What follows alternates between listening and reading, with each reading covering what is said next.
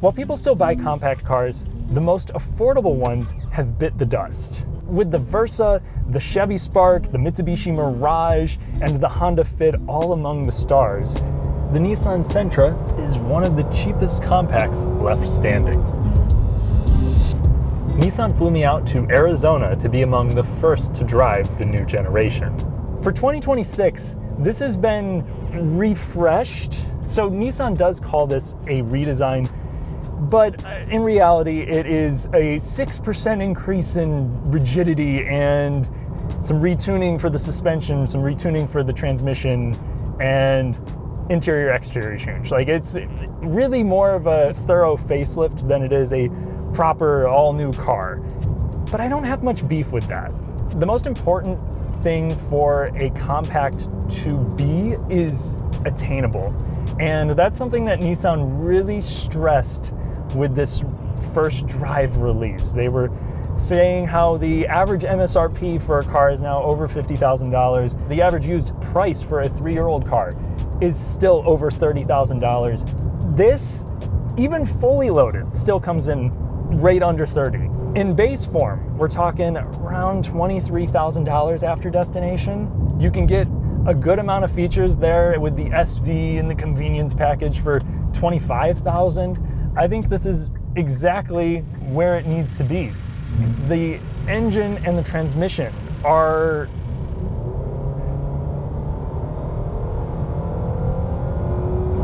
okay. They're adequate. Passing situation, let's go.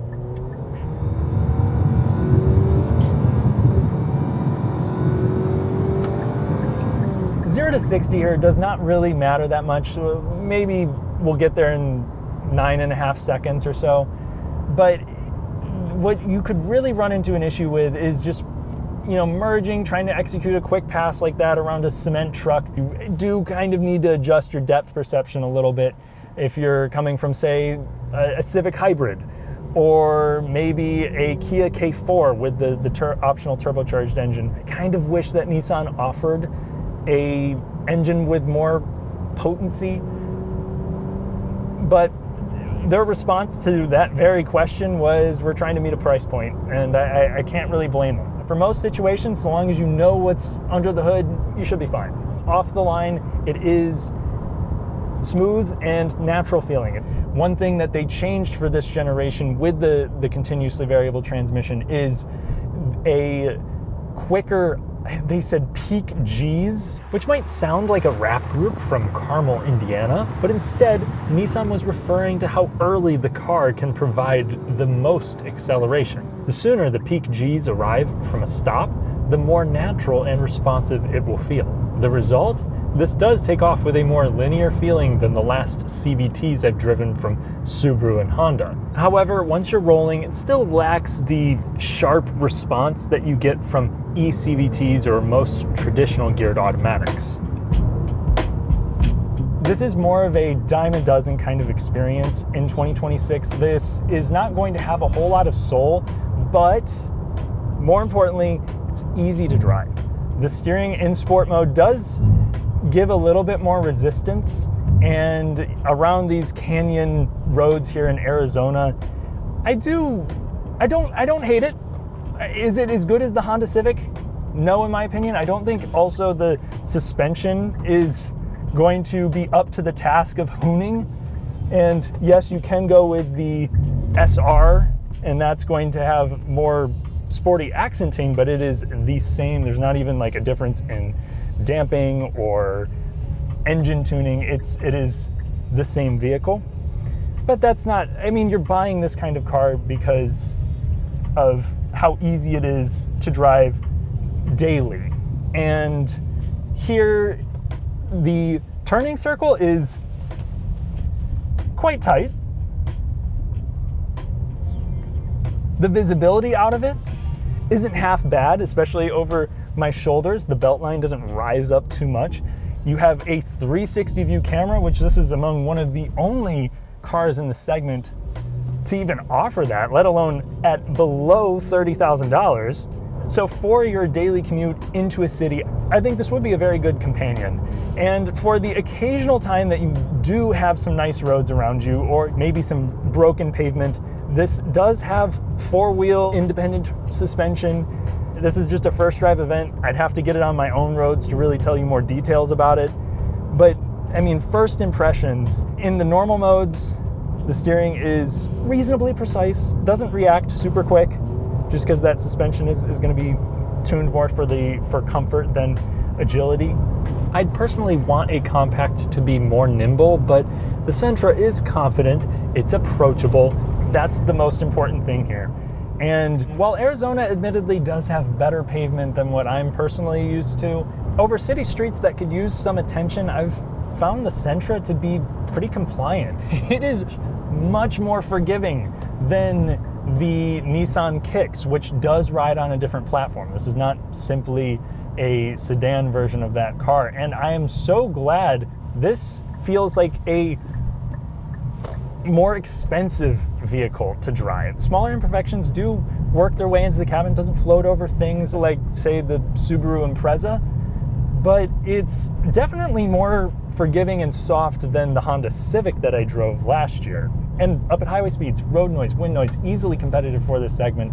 I'd really like to put this up against the Mazda 3 to see if it still feels premium next to that car. The cabin of the new Sentra might not match the quality of the 3, but the Nissan has its own strong suits. There are some decisions, though, that I kind of wish they didn't make.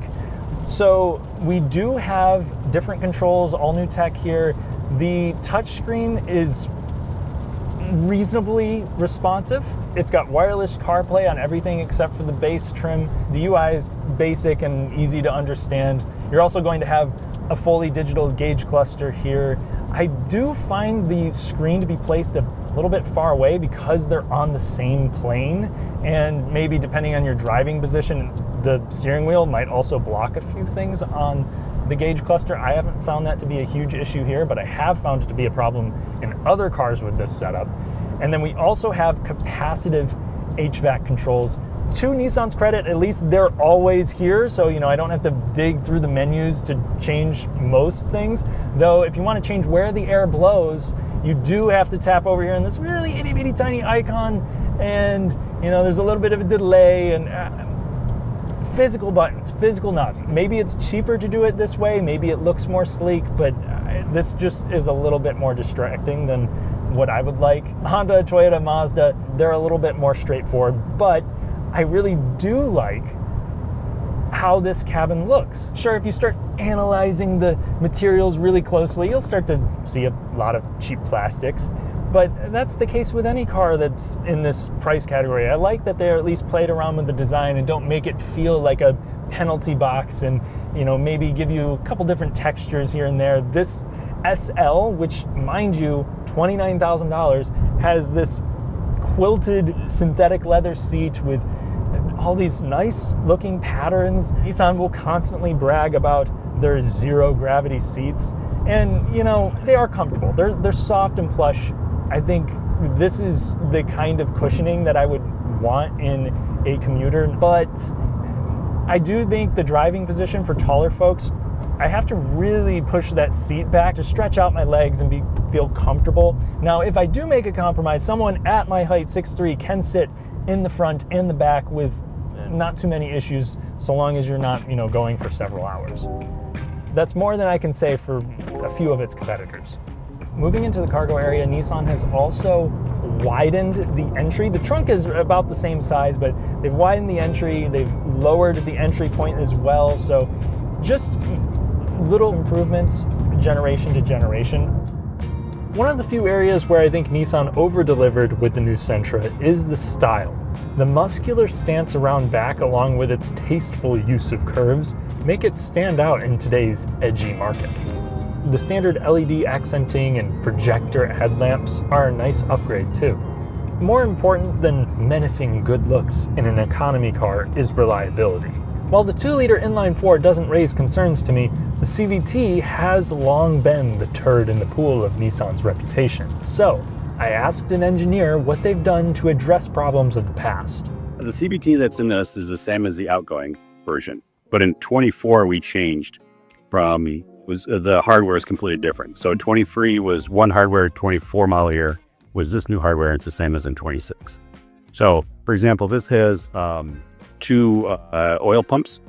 So that with some of the slipping and some of the issues that we had before where it had that rubber band feel.